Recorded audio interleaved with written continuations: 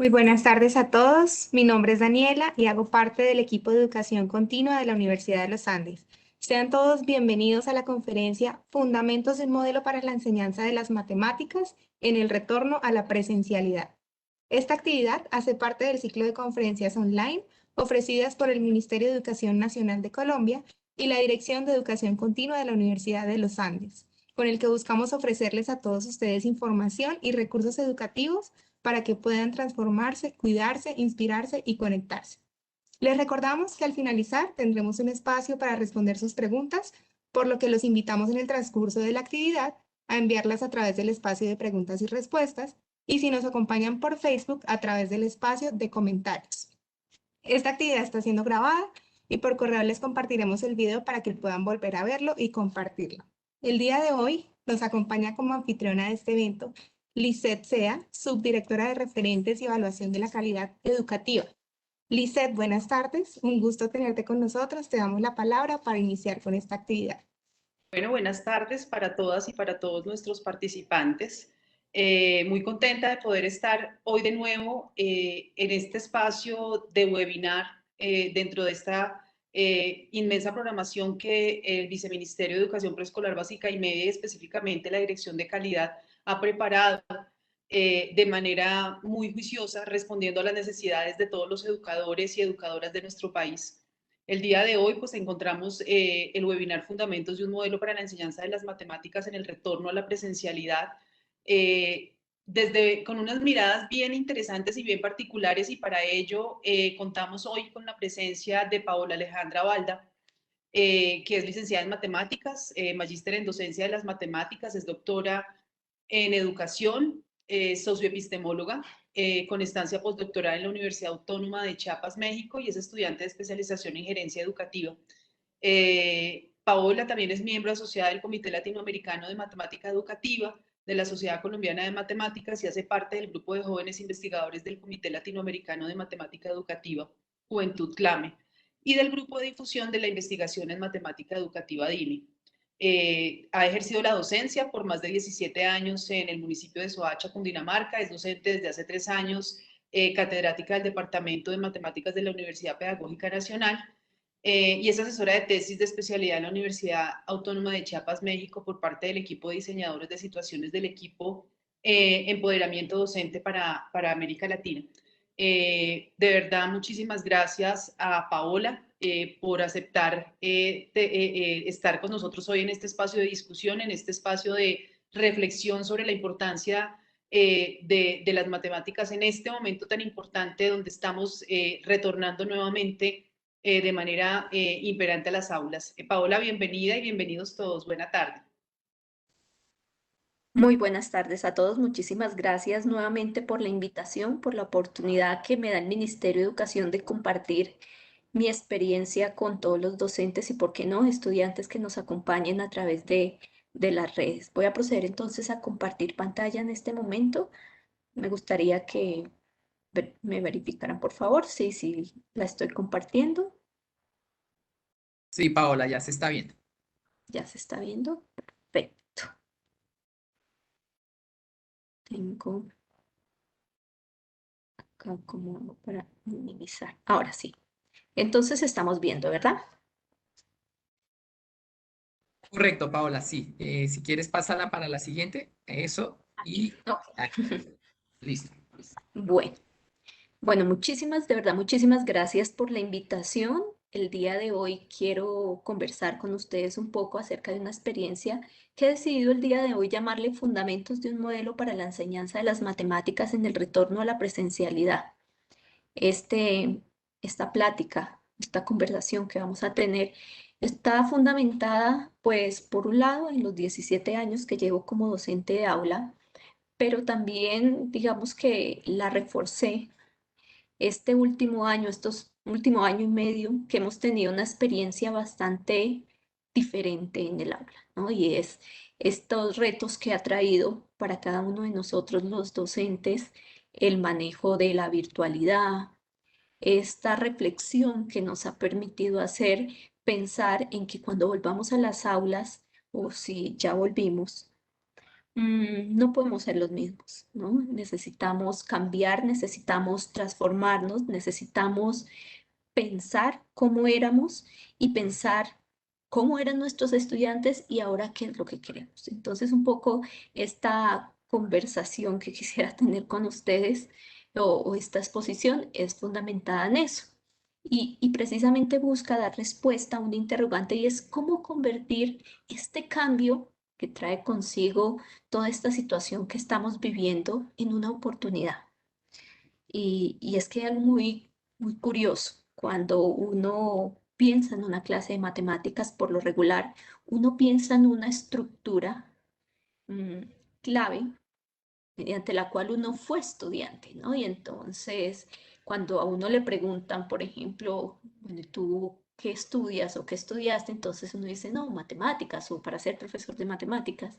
Entonces a uno le dicen, ah, entonces tú eres de determinada manera porque los imaginarios de las personas están construidos de la forma como nosotros por lo regular hemos llegado a las aulas. Y entonces, por lo regular, ¿cómo hemos llegado a las aulas los maestros de matemáticas? Pues estableciendo unos parámetros claros como un saludo, unas normas, haciendo unas explicaciones particulares sobre un objeto matemático, luego proponiendo a los estudiantes una serie de ejercicios para luego volver a explicar, pero ahora las aplicaciones y luego otro tipo de ejercicios.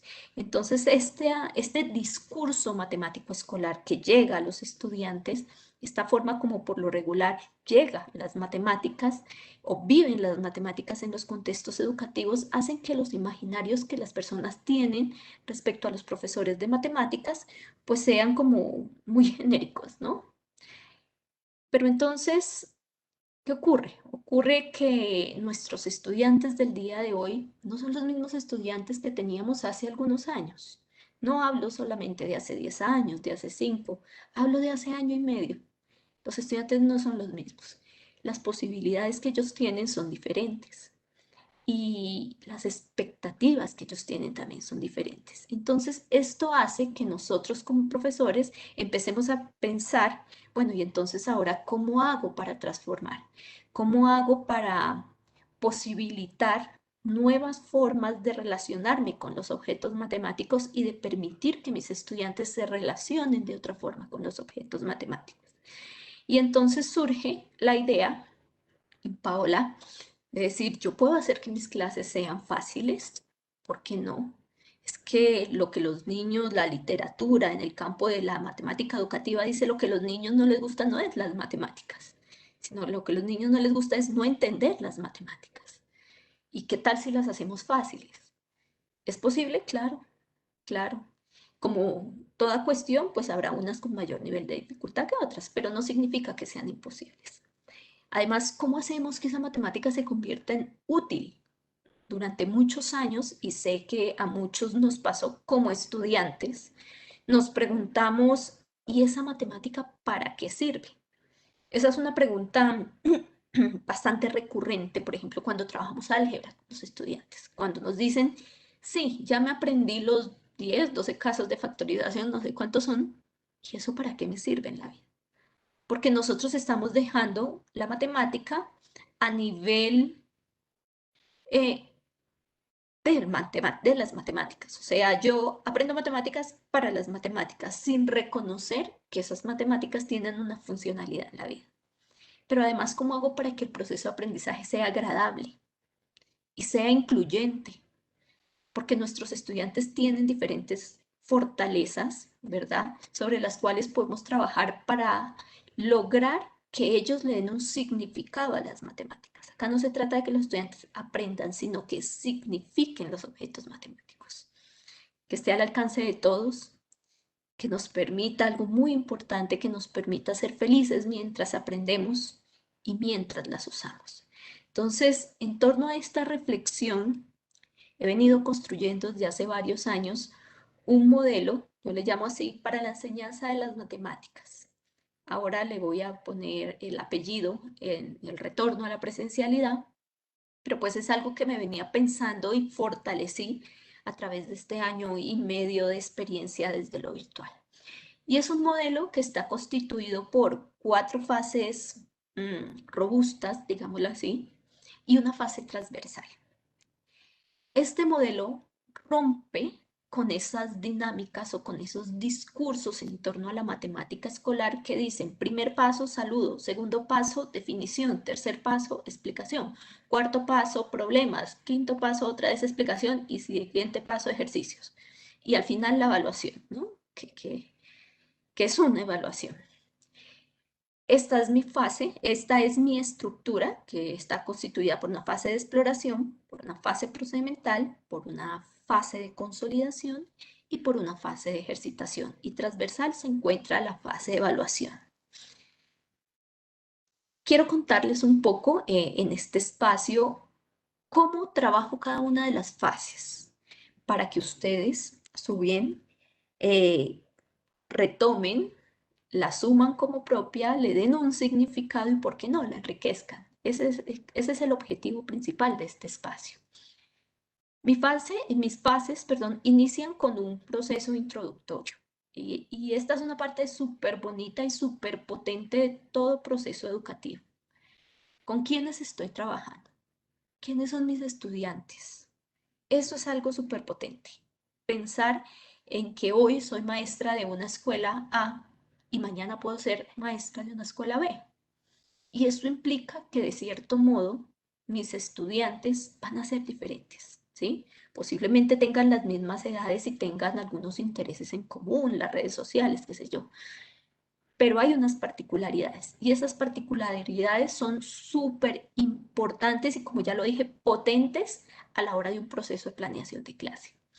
Entonces, parto de reconocer en esos estudiantes lo que yo llamo un contexto socialmente relevante o un contexto de significancia, un contexto que se fundamente en los intereses, en las preocupaciones y en las motivaciones de los estudiantes.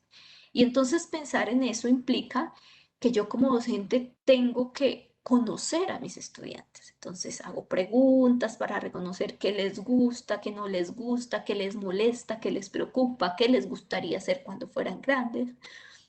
Y teniendo en cuenta algo así como muy general, tomo un contexto.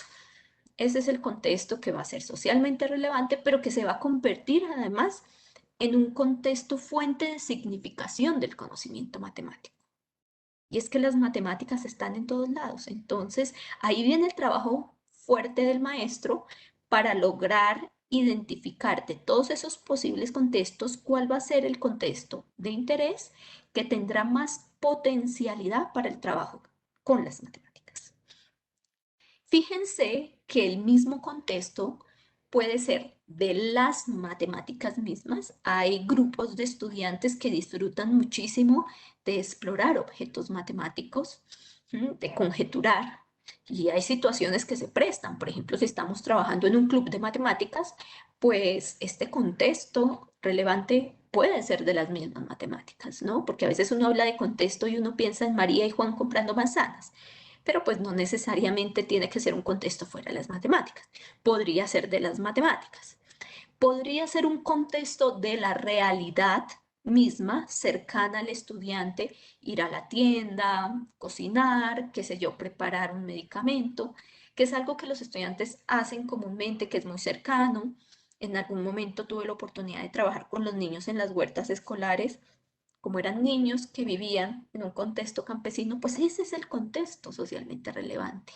Pero a veces, como maestros, es un poco complejo, y por la misma condición del objeto matemático es un poco complejo encontrar contextos en los cuales las experiencias matemáticas, por llamarlo de alguna manera, vivan como tan ingenuas.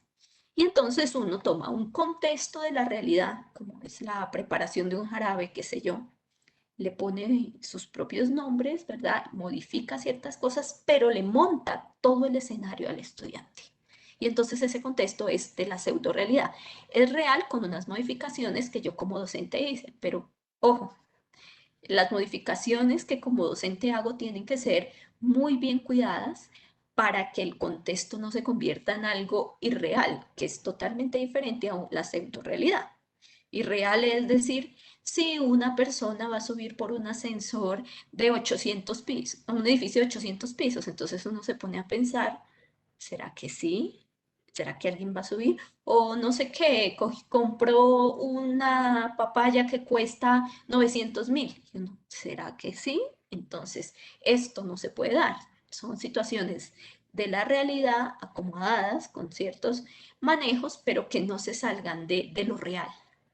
Y otro posible contexto es el de la semirrealidad, que es una realidad, existe, pero es lejana a mí. Por ejemplo, en las pruebas externas, uno ve mucho este manejo, pues estas pruebas llegan a diferentes regiones del país y a veces llegan, no sé, a los niños de La Guajira y hay una prueba que habla de, qué sé yo, del Transmilenio y ellos nunca han montado en Transmilenio, no saben lo que es el Transmilenio. Entonces, este es un contexto válido siempre y cuando sea de interés para el estudiante y siempre y cuando, aunque no lo conozcan a profundidad, sea un contexto que represente algo y que sea coherente para ellos. Si no, no lo utilizo. Utilizo otra cuestión que sea, no sé, de la criptomoneda, que yo no estoy manejando ahorita la criptomoneda, pero sé que es más o menos y me interesa conocer.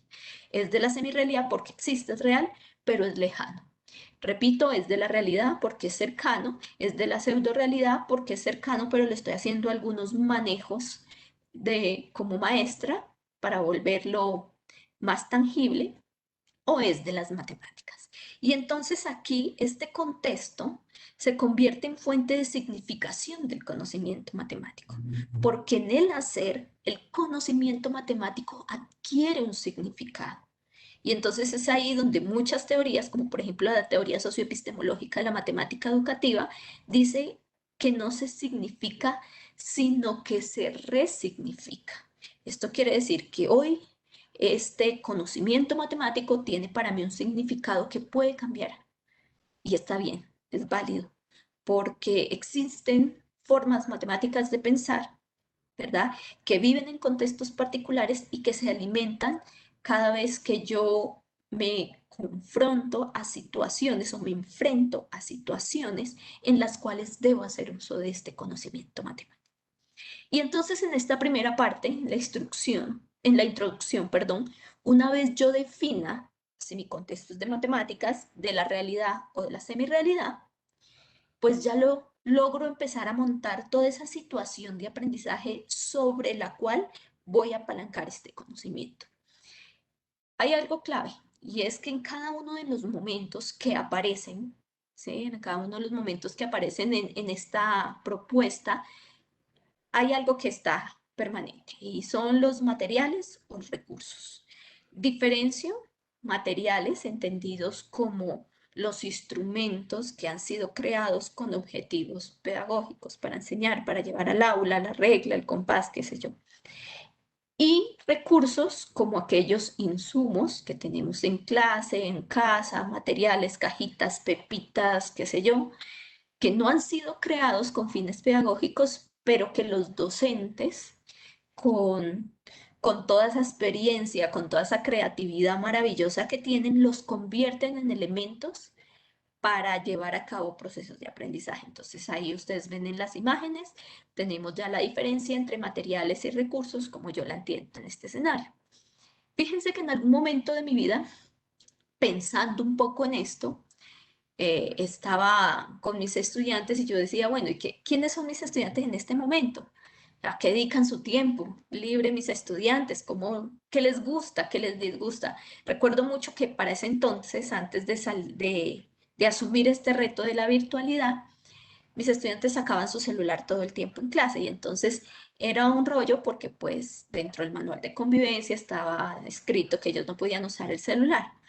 Pero pues uno como maestro tiene dos opciones, o convertirse en el maestro que todo prohíbe, o convertir cada experiencia o cada situación en una oportunidad.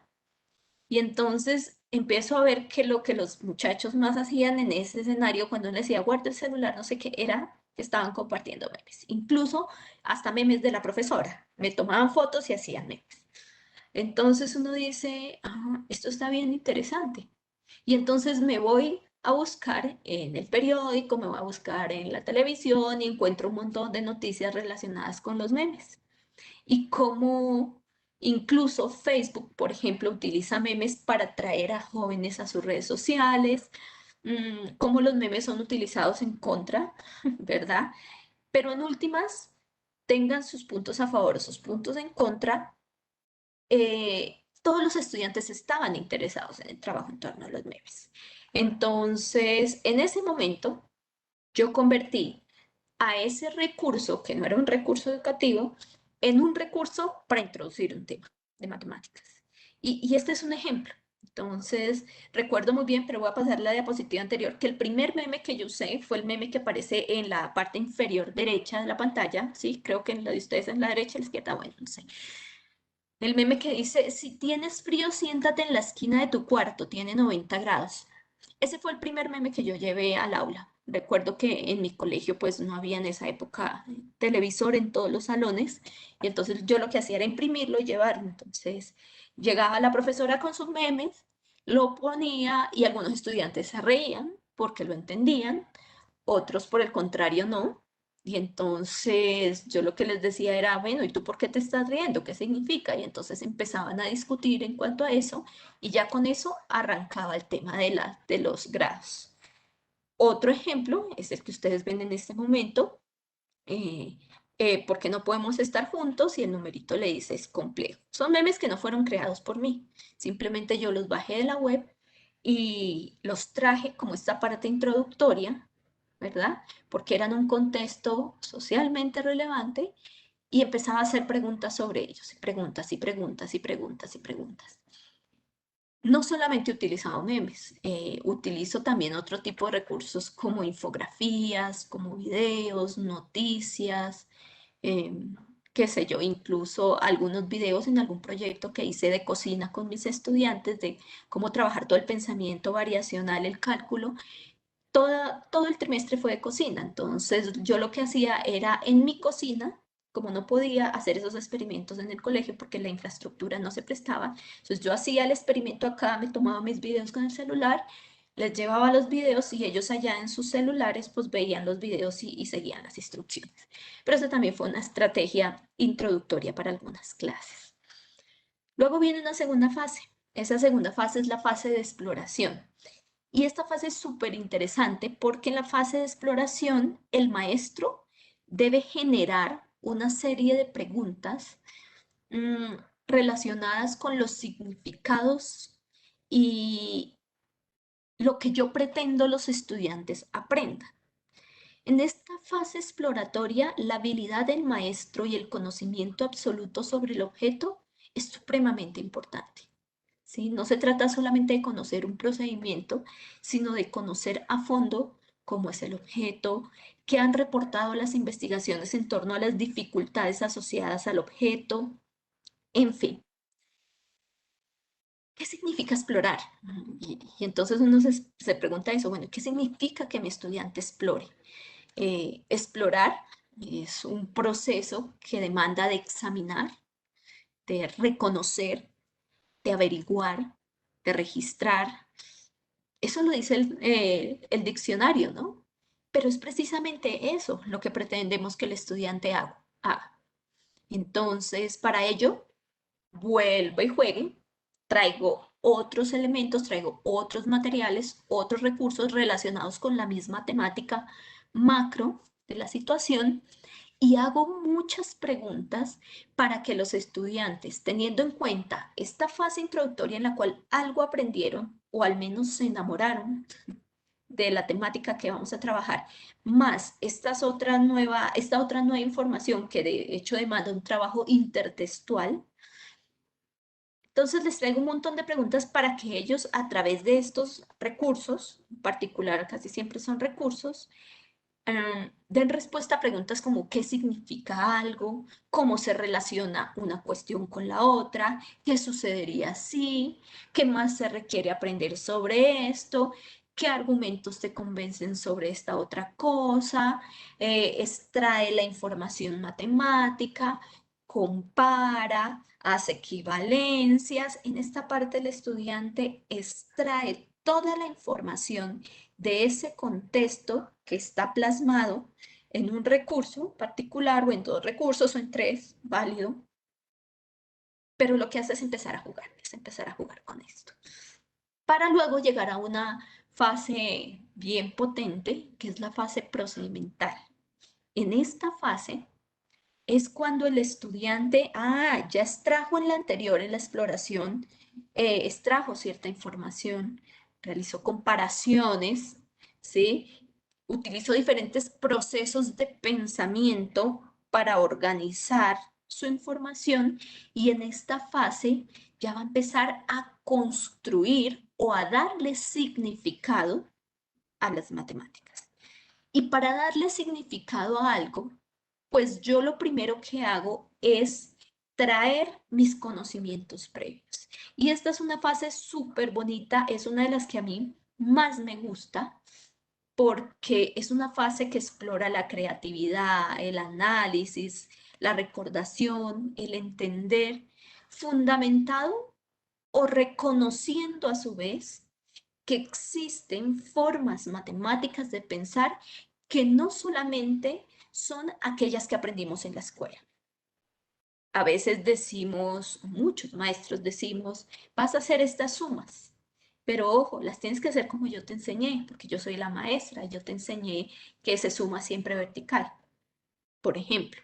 Y cuando el niño llega y trae otro algoritmo diferente, ya le decimos que no está bien. Eso significa que nuestro discurso matemático escolar es hegemónico. Pero además significa que estamos desconociendo que ese estudiante tiene formas matemáticas de pensar desde la escuela, claro, que las aprendió en la escuela en años anteriores y está muy bien, pero además que existen formas matemáticas de pensar que vienen desde la cultura, porque es que a veces mi papá me enseña a sumar de determinada forma.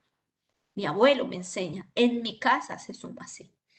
Pero además existen otras formas matemáticas de pensar que vienen de lo técnico.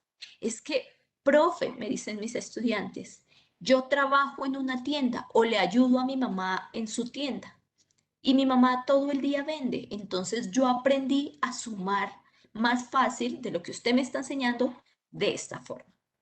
¿Mm? Entonces, fíjense cómo en un ejemplo, como es la suma, vemos que existe un procedimiento válido, que es el que enseña el maestro, existe un procedimiento válido, que es el que me enseñaron mis padres, y existe un proceso válido, que es el que yo construí a través de la experiencia. Y entonces, cuando yo en esta fase procedimental, a través de ciertas preguntas, ¿verdad? Logro o permito que los estudiantes usen estas diferentes formas de saber que se constituyen en la sabiduría humana, entonces le estoy dando una riqueza mayor a la clase. Y estoy permitiendo que el aprendizaje de la escuela salga de la escuela, no se quede solo ahí, no aprenda yo solo a sumar para mi evaluación de matemáticas, sino aprenda a sumar para la vida, pero también una relación en doble sentido, que ese aprendizaje que yo tengo fuera del escenario escolar también entre a la escuela y la transforme. Y entonces ya no van a haber paredes en la escuela, esas paredes se derrumban. Y este es un concepto precioso de la socioepistemología, que es el de aula extendida. Los invito a leer un poco en Balda 2018 y Cantoral 2013. En esta fase procedimental, entonces, yo como maestra hice suficientes preguntas para que toda esa información que recogieron en la fase exploratoria se empiece a convertir en un conocimiento. Pero fíjense algo muy importante, en la fase procedimental se forman hipótesis de aprendizaje. Ahí todavía el conocimiento, yo creo que funciona así. Yo creo que un modelo para es este. Yo creo que posiblemente se grafica así. Yo creo que son hipótesis. En esta fase procedimental se construyen hipótesis fundamentadas en la sabiduría humana. para que luego en una fase de consolidación, que es la última fase, ya sean los estudiantes quienes digan, yo creo que un modelo para representar la relación, y voy a poner un ejemplo que me hizo una estudiante hace 2 años en clase, un modelo para representar la relación cuando una señora prepara almojábanas que le coloca, no importa la cantidad de harina, siempre le va a colocar una pizca de sal y no más, así trabaje 1 libra de harina, 2 libras de harina, 3 libras de harina o 20 libras de harina, siempre le va a colocar una pizca de sal. Yo creo, me dijo la niña, que el modelo es así.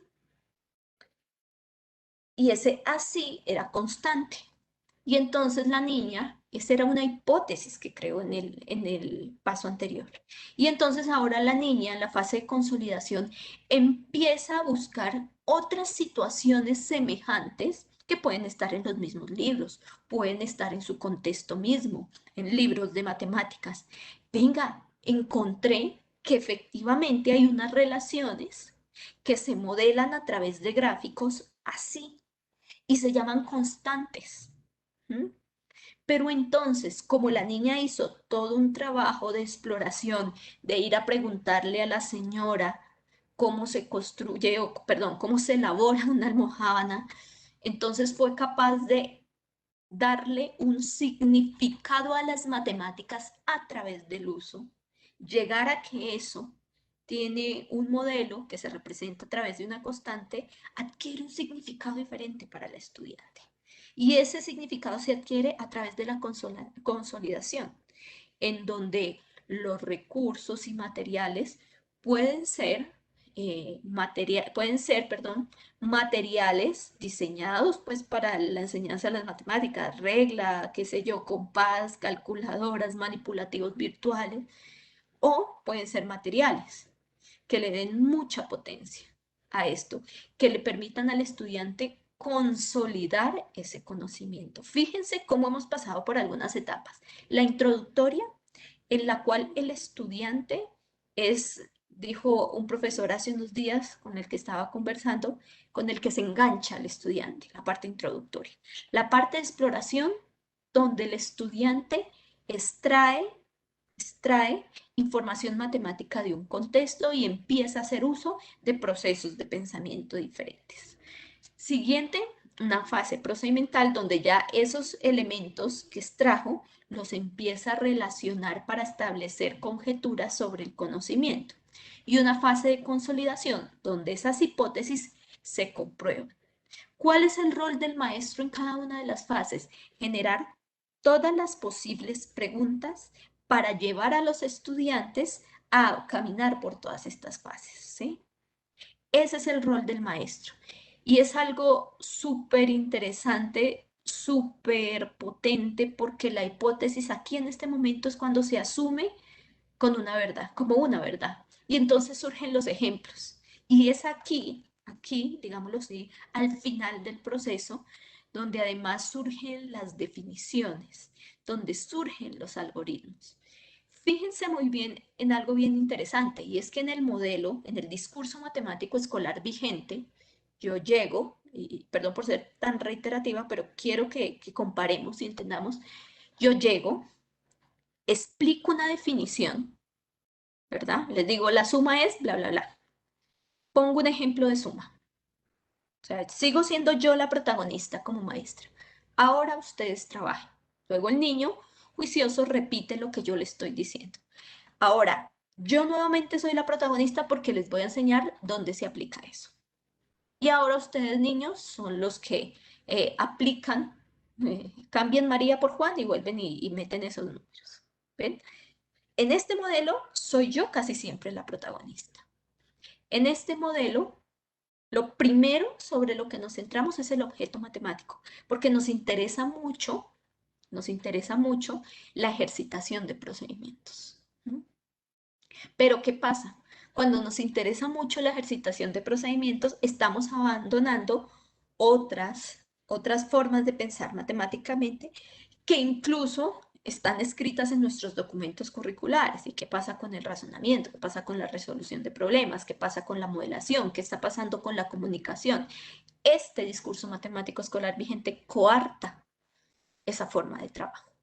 Mientras que esta nueva propuesta, nosotros somos protagonistas, pero detrás de un velo, porque nosotros somos los que nos sentamos en el proceso de planeación y decimos qué pregunta le voy a hacer al estudiante. No, aquí le voy a hacer esta con el fin de llevarlo a que construya cierto conocimiento, ¿verdad? Sin desconocer que puede que existan otro conocimiento matemático que surja y es válido. Y eso también lo dicen los estándares, porque los estándares nos hablan de una coherencia vertical y horizontal. Es que yo no puedo decir, hoy voy a ver matemáticas, mañana voy a ver geometría, pasado mañana voy a ver estadística, porque una no tiene que ver con la otra. O voy a ver hoy pensamiento numérico, mañana variacional, pasado mañana geométrico, qué sé yo, y el otro aleatorio, porque ninguno tiene que ver con el otro. No. Eso le quita la potencia, la fuerza y el sentido a las matemáticas. Entonces, cuando trabajamos con una metodología que permite que sea el estudiante el protagonista todo el tiempo del conocimiento, pues también le estamos dando otra posibilidad a las matemáticas. Y además con eso, pues le damos mucho más sentido a lo que nos dicen nuestros referentes curriculares y le damos la posibilidad al estudiante de que coja esas matemáticas que han sido un coco durante muchos años y las convierta en unas matemáticas útiles, necesarias y que le dan significado a la vida. Y aquí entramos a un concepto súper bonito de la educación matemática crítica y es la alfabetización matemática. Me había olvidado la palabra. Es que aquí es cuando las matemáticas empiezan a recobrar sentido porque todas estas matemáticas que vemos en un escenario como este no son matemáticas para las matemáticas, como lo he dicho, sino son unas matemáticas que nos permiten interpretar el mundo, leerlo, pero además transformar el mundo. Fíjense en eso tan bonito. Y entonces cuando yo soy capaz de leer y de escribir, estoy recibiendo un proceso de alfabetización. Y si leo con matemáticas y escribo el mundo con matemáticas, con argumentos matemáticos, pues estoy haciendo un proceso de alfabetización matemática que finaliza en este proceso de consolidación. Claro, una vez finalizamos el proceso de consolidación, pues ya llega el momento de los algoritmos. Fíjense que acá los algoritmos, la ejercitación no es que se abandone, sino que es lo final. Cuando ya tiene sentido para el estudiante por qué se hace una suma de determinada manera y no de otra, es cuando ya puedo hacer ejercicios de matemáticas, porque eso tendrá un sentido diferente, ¿sí? Y la memoria aquí es súper importante, pero también va a ser válido que existan diferentes algoritmos, porque lo más importante no va a ser el algoritmo, lo más importante va a ser el sentido que se le dio a las matemáticas. Y entonces la ejercitación queda al final, y queda al final, y alguien podría decir, ¿y yo cómo evalúo eso? Entonces, hay algo muy importante. La evaluación no se limita a una hoja en la cual los estudiantes deben responder unos cuantos ejercicios de ejercitación. Este proceso demanda de un ejercicio de evaluación formativa permanente. Por eso yo les decía al comienzo de la presentación, es que en este modelo, la evaluación es transversal porque la evaluación no está al comienzo, en la tercera parte, no sé. La evaluación está en todo momento haciendo uso de diversas técnicas. En mi caso particular, pues yo hago uso de técnicas de palitos, de semáforos, de ticket de salida, de preguntas, de mi error favorito, bueno, una serie de herramientas de evaluación formativa que alimentan, fortalecen la participación y lo más importante, le dan sentido a la evaluación como una herramienta que me permite a mí como docente identificar las fortalezas, aspectos por mejorar de mis estudiantes para que en la otra sesión trabajemos sobre ello. Les voy a contar aquí, por ejemplo, en la fase de consolidación, yo también incluso he utilizado los memes en algún momento. Utilicé un meme como estos, entonces ya los estudiantes tenían como claro estos modelos y ya yo les traía unos memes un poco más complejos y hacía unas preguntas un poco más complejas con relación al meme y les pedía, les permitía a los estudiantes hacer exploraciones hacer exploraciones con el uso de GeoGebra o con el uso de manipulativos virtuales. Al respecto, hay unos artículos del uso de los memes en clase de matemáticas que sería muy interesante si ustedes lo pueden compartir o lo pueden leer. Hay algo muy interesante de lo que yo venía conversándoles y es del proceso de evaluación. A veces creemos que el proceso de evaluación también es solo responder lo que los maestros esperamos que los estudiantes respondan. Y esta experiencia de los memes que encaja dentro de este modelo grande de enseñanza de las matemáticas me permitió a mí identificar que también es válido que los estudiantes simplemente cuenten lo que aprendieron sin yo decirles resuelvan este problema, resuelvan este ejercicio, porque eso es lo que quiero que me respondan. Y entonces en algún momento, perdón, utilicé los mismos memes para que fueran ellos los que explicaran lo que habían aprendido en clase. Entonces fue súper interesante en esa época cuando empecé este proyecto de los memes. Me acuerdo mucho que estaban muy de moda estos dos, el del pajarito y el de la rana René. Y entonces para entender muy bien los memes, pues yo le pedí a un compañero del área de español que me explicara eh, ¿qué son esas frases que van en los memes? Él me decía, eso es la estructura lingüística de un meme. Y para explicar la estructura lingüística de un meme, por ejemplo, el del pajarito, tú te das cuenta que arriba lo que va es una afirmación y abajo siempre va la frase se tenía que decir y se dijo. Una afirmación, una realidad, algo que es verdad. Y pues luego yo lo asociaba, bueno, en matemáticas podría ser, no sé, un teorema, un axioma, una definición. Mientras que el de la ranita René es un anhelo y la razón por la cual ese anhelo, ese sueño, no se cumple. Y luego, y se me pasa. Ya conociendo un poco esta estructura, pues yo le explicaba a mis estudiantes las ideas y ellos empezaron a crear memes teniendo en cuenta las temáticas que habíamos trabajado en el aula y crearon cosas muy bonitas, además porque pues yo les decía que lo crearan dibujando, pero luego ya ellos me dijeron, no, profe, hay una aplicación y entonces va a ser mucho más fácil y pues ellos crearon ciertas cuestiones. Entonces, esta fue otra forma de evaluar los aprendizajes en la clase de matemáticas. Yo no les decía, les voy a evaluar ahora suma, resta, multiplicación, división o respóndame cuánto es 5 por 8, no, sino simplemente a través de un meme, cuéntenme qué han aprendido en clase de matemáticas, qué aprendieron esta semana. La evaluación de hoy es, cree un meme con lo que aprendió esta semana en clase. Y surgieron cosas maravillosas como esas, que ustedes ven. Esto ya le da un sentido diferente también a las matemáticas y le da un sentido diferente a los mismos materiales y recursos que hacen parte de esta estructura que fundamenta este modelo. Fíjense que es un modelo que trata a las matemáticas de una manera diferente, que reconoce que existen formas matemáticas de pensar diferente, que le da una potencia, mm, voy a utilizar una palabra atrevida, perdón, que le da una potencia única al contexto en el cual el conocimiento adquiere un significado.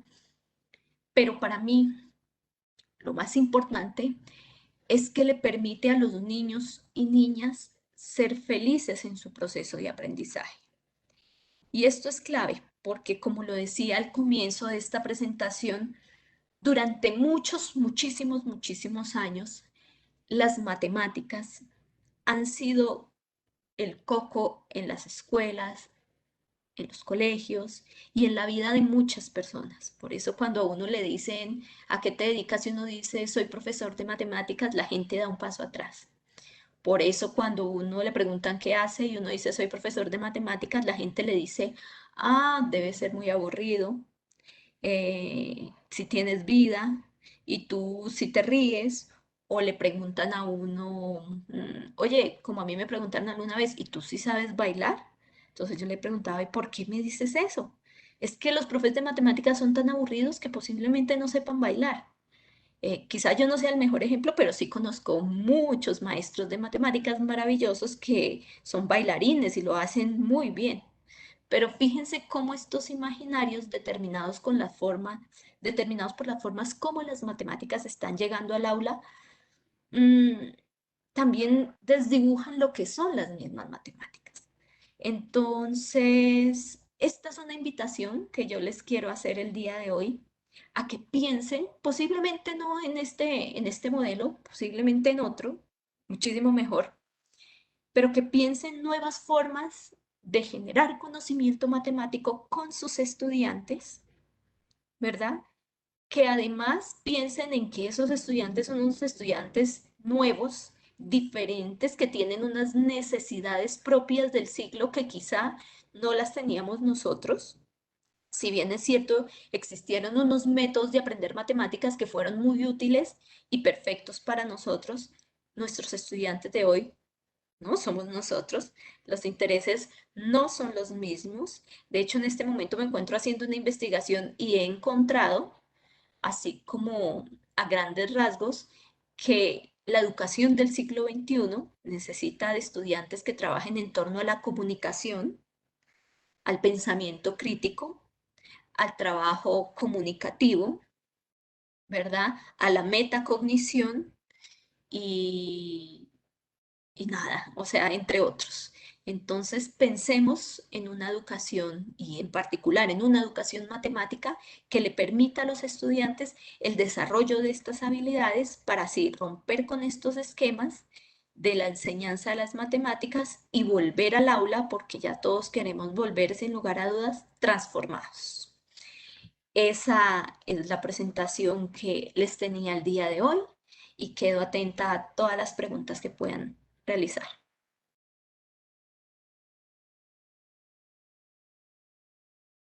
Paola, muchísimas gracias por esos aportes que nos haces en la jornada de hoy, en la tarde del día de hoy. Realmente son unas reflexiones muy interesantes en torno al quehacer del docente de matemáticas frente a la forma de entender y comprender las matemáticas en esta época tan compleja. Eh, Primero que todo, pues queremos agradecerte por este espacio. Y tengo una pregunta, invitando también a todos los asistentes, a quienes nos ven a través de la plataforma y a través del Facebook, que también la planteen. Pero yo tengo una pregunta aquí. ¿Qué relevancia toma el aprendizaje basado en problemas y el aprendizaje basado en proyectos con la propuesta que tú traes para la enseñanza de las matemáticas? Toda, Isaac. Muchas gracias por la pregunta porque creo que quizá fue algo que se me escapó en la presentación y sí quiero contarles que, por ejemplo, cuando yo me pienso en esta estructura, no es que piense esa estructura para una sola clase, necesariamente, no. Puede ser un periodo, una semana, 15 días. Y entonces ahí es donde el aprendizaje basado en proyectos, por ejemplo, adquiere un sentido y una potencia muy grande. De hecho, una de las experiencias súper bonitas que tuve el año pasado, sí, el año pasado con mis estudiantes en la virtualidad, fue que diseñamos junto con la profesora Mónica Parra de una institución educativa en Medellín, en el Mariscal Robledo, diseñamos juntas un proyecto enmarcado en esta estructura. Y era súper interesante porque nuestras clases virtuales eran mis estudiantes de Soacha con los estudiantes de Medellín. Y el proyecto era en torno a la alimentación saludable. Y entonces, fíjate, Isaac, que ahí aparecía algo mucho más potente y era que en algún momento ni la profesora Mónica ni la profesora Paola eran expertas en temas de alimentación saludable. Y entonces, ¿qué nos tocó? Tocar puertas y decirle a una nutricionista que si nos acompañaba algún día en una clase para que ella explicara con todas las de la ley, con todo el conocimiento del caso a los niños, los temas y bueno, las temáticas en torno a la alimentación saludable. Luego continuamos y seguíamos con nuestro rol en matemáticas y hubo un momento en que los niños, profe, y quiero preparar algo. Y nosotras, sin ser las expertas en cocina, pues nos tocó llamar a una experta, en esa época llamamos a una pastelera repostera y llamada Camila, y Camila nos acompañó en una clase y les enseñó a hacer a los niños postres saludables y pues todo el tiempo estamos hablando de matemáticas, estamos haciendo discusiones sobre los números racionales y demás. Entonces, cuando tú me dices qué sentido quiere, yo digo todo. O sea, de hecho, es una invitación también a que los maestros, y voy a decir de matemáticas, pero puede aplicar a cualquier área, los maestros nos salgamos de esa zona de confort en la cual yo, maestra de matemáticas, solo enseño matemáticas y es más, tú como estudiante me puedes escribir mal cosas y no te corrijo porque yo no soy de ortografía, no. Aquí es cuando empezamos a trabajar en colectivo, cuando invitamos a los profesores de otras áreas y les decimos, venga, es que yo no tengo ni idea de qué pasa aquí, explíqueme este fenómeno químico, venga a mi clase y cuando usted quiera yo voy a su clase y alimentamos este proyecto. Recuerdo mucho que me pasó en la presencialidad cuando estamos haciendo el proyecto de variación. Y yo les llevé a los niños un video de que ponía agua, hervía y ponía un huevo y bueno, y el huevo tenía ciertos cambios y ellos tenían que hacer como unas tablas donde explicaban las variaciones, qué cambia, cómo cambia. Y hubo un momento en que un niño me dijo, profe, ¿por qué si yo meto una papa, la papa se ablanda? Y si yo meto un huevo, el huevo se endurece. Entonces yo no sabía cómo explicarle al niño desde lo químico, no tenía ni idea. ¿Y qué me tocó? Espérenme un momento, salí, buscar a la profesora de química, ya llegó y les explicó la composición y sucede esto y las moléculas y bueno, un montón de cosas que en este momento no recuerdo. Pero fue muy bonito porque aunque yo inicialmente diseñé el proyecto solo para el área de matemáticas, me di cuenta que yo no podía vivir así. Y entonces empecé a atraer a personas de otras áreas. Lo mismo sucedió el año pasado en un proyecto de estadística donde creamos empresa y entonces los niños tenían que hacer encuestas y demás, pero luego ellos empezaron a decir, pues yo quiero crear mi empresa y entonces yo no sabía acerca del personal branding y tuve que traer un invitado externo para que nos explicara y trabajamos algo de publicidad, pero el énfasis siempre fue en la estadística. Entonces, la respuesta, después de toda esta charla larga, es todo el sentido del mundo, Isaac, todo el sentido del mundo. Tú nos haces una reflexión en medio de la respuesta que das, Paola, y es, y bueno, ¿cómo aprendemos a trabajar por proyectos? ¿Cómo aprendemos a trabajar por problemas? ¿Cómo aprendemos a trabajar interdisciplinarmente? Y creo que tú nos has dado una respuesta, una clave, pero de pronto podrías ayudarnos a profundizar un poco más en este tema. Bueno, yo creo que esta es una invitación, por ejemplo, a las instituciones educativas.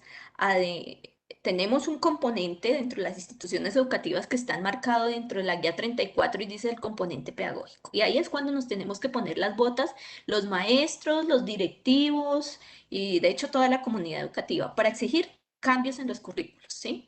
No solamente a nivel microcurricular, el profesor haciendo todos sus esfuerzos, sino también a nivel macrocurricular, cuando nos pensamos en el PEI, cuando nos pensamos en otras cosas. Entonces, esto demanda que, ¿qué?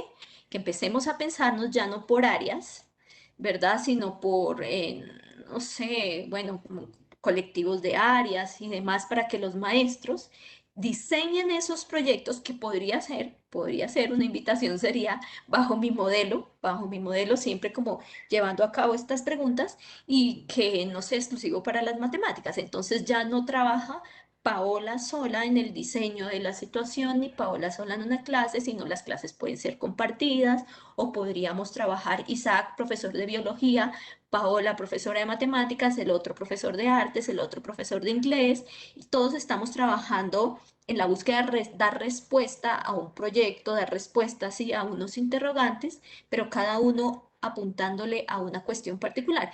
Eso de hecho también me pasó con el tema de los memes, no creas. Los memes no son un proyecto para enseñar matemáticas, simplemente son un material y un recurso que yo jalé y me fue súper bien, pero incluso cuando lo jalé y cuando los estudiantes empezaron a crear sus memes, yo veía que tenían muchos errores de ortografía y de redacción y me tocó llamar al compañero de español. Y entonces yo le decía, bueno, ¿y cómo hago para que los pelados que tienen que escribir el meme, pues utilicen bien los signos de interrogación, no sé qué, bla, bla, bla? Y él me dijo, no, pues hagamos una cosa, yo en mi clase de español, yo estoy explicando esto, pues voy a hacer una clase de memes, pero entonces donde yo les explique por qué los memes van con una interrogación y si van con las dos interrogaciones y si van con signos de puntuación, bueno, se me olvidó la palabra. Entonces, de una u otra forma, ese compañero empezó a trabajar conmigo sin que estuviera planteado en el currículo Y lo mismo pasó con el profesor de artes. Yo le dije, ven, pero es que mira, ellos tratan de dibujar, pero hay unas cuestiones de arte que yo no sé definirlas, pero como que no la están manejando bien, el tema de los colores y qué sé yo. Tranquila, yo voy a trabajar eso en artes. Y llegó un momento en que toda la semana los chicos estaban trabajando memes en diferentes asignaturas y en un mismo trabajo que entregaban, que yo le evaluaba lo matemático, el compañero le evaluaba lo de español y el otro compañero le evaluaba lo de artes.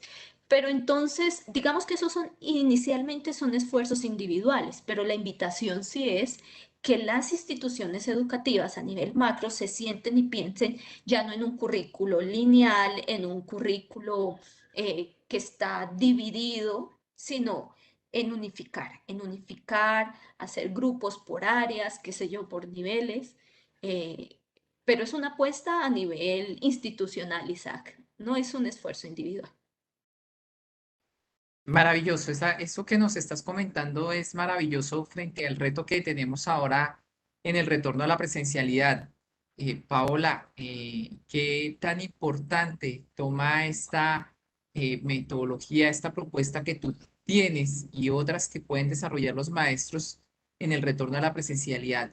¿Qué oportunidades de dar sentido y significado trae la propuesta como la que nos presentas en la jornada del día de hoy? Yo creo que mucho, es un poco relacionado con lo que yo cerraba la presentación, o sea, no podemos ser los mismos, no podemos ser los mismos y entonces tenemos que pensar que cuando volvamos a la escuela debemos transformar primero los imaginarios de las personas. Además, aprendimos, y yo creo que todos, sin excepción, a usar una serie de recursos tecnológicos muy bonitos, muy importantes, muy potentes. Entonces hay que traerlos. Creo que también aprendimos mucho, pese a estar lejos, a trabajar en equipo porque la solidaridad entre los maestros se vio muy fuerte. Entonces, yo creo que una propuesta como esta también es una nueva un nuevo respiro para llegar al aula de una manera diferente. Pero ojo, Isaac, algo muy importante y es que para este nuevo respiro, los esfuerzos, si bien es cierto, son muy grandes de parte y deben ser muy grandes de parte de los docentes, también necesitamos que, por ejemplo, las instituciones educativas, la misma política pública empiece a pensar en instituciones educativas nuevas. Por ejemplo, en mi escuela al comienzo, cuando salimos a la pandemia, teníamos 2 televisores en un colegio de 36 aulas. Entonces, ahorita lo que esperamos es que ya que los profesores venimos recargados con mucha información, con muchas ideas, con muchas propuestas y con muchas ganas de estar nuevamente en la escuela, pues que encontremos también condiciones diferentes. Pero yo creo que, que este tipo de propuestas le dan todo el sentido a regresar al aula renovados. Muchísimas gracias, Paola. Tenemos una última pregunta. Nos comentan que de acuerdo a tu propuesta, en la fase de consolidación, el docente también podría hacer una institucionalización de lo estudiado en las fases anteriores. Es decir, en algún momento el docente puede fundamentar o aterrizar los aprendizajes que se querían alcanzar. Sí lo podría hacer, claro, claro que lo podría hacer.